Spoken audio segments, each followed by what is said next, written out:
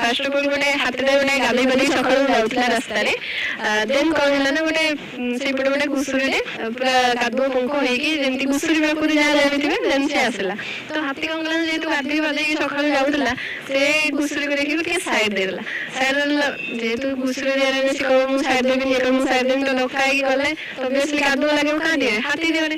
ତ ହାତୀ କଣ କଲା ନା ତାକୁ ସାଇଡ୍ ଦେଲା। ତ ଘୁଷୁରି ମନେ ମନେ ଭାରି ଖୁସି ହେଲା କି ଓ ହାତୀ ମତେ ସାଇଡ୍ ଦେଲା, ଆଉ ତାମାନେ ହାତୀ ମତେ ଡରି ଯାଇଛି ଆଉ।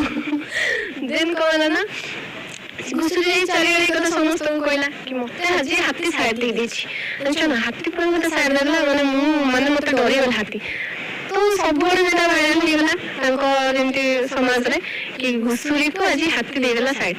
ତ ହାତୀ ପାଖକୁ ଯେତେବେଳେ ହାତୀର ସବୁ ସାଙ୍ଗସାଥି ମାନେ ଜାଣିଲେ ସବୁ, ତାଙ୍କୁ ବି ଖରାପ ଲାଗିଲା। ସେ ଆସିକି ହାତୀକୁ ପଚାରେ ଆରେ ତୁ କେମିତି ଘୁଷୁରିକୁ ଡରିଗଲୁ, ତୁ ମାନେ ଘୁଷୁରିକୁ ତୁ ଡରିଗଲୁ? ତ ହାତୀ କହିଲା ଭାଇ ଦେଖ ମୁଁ ଚାହିଁଥିଲେ ଯଦି ସେଠି ଗୋଟେ ଶୁଣ୍ଢରେ ମାରିଥାନ୍ତି ପାଦରେ ଦଳି ଦେଇଥାନ୍ତି ତାହେଲେ ଘୁଷୁରି ବଞ୍ଚି ବି ନଥାନ୍ତା। ତ ସିଏ ଯେହେତୁ କାଦୁଅ ପଙ୍କ ହେଇକି ଆସିଥିଲା, ମୁଁ ଚାହିଁଛି ମୁଁ ଅପରିଷ୍କାର ନ ହେବାକୁ ଚାହେଁ, ତ ସେଥିପାଇଁ ମୁଁ ସାଇଡ୍ ହେଇଗଲି। ତ ସମସ୍ତେ ଜାଣିଛନ୍ତି ମୁଁ କଣ କରିଥାନ୍ତି ସେ ଘୁଷୁରିର। ତ ଏଇଟା ହାତୀର ଭଲ ରିପ୍ଲାଏ ଥିଲା କି ମୁଁ କାହିଁକି ମାନେ ଖରାପ ଲୋକଙ୍କ ମୁହଁ ଲାଗିକି ନିଜର ଇଜ୍ଜତ ତଳେ ପକେଇବି। ବାସ୍ ଏଇଟା ମୋର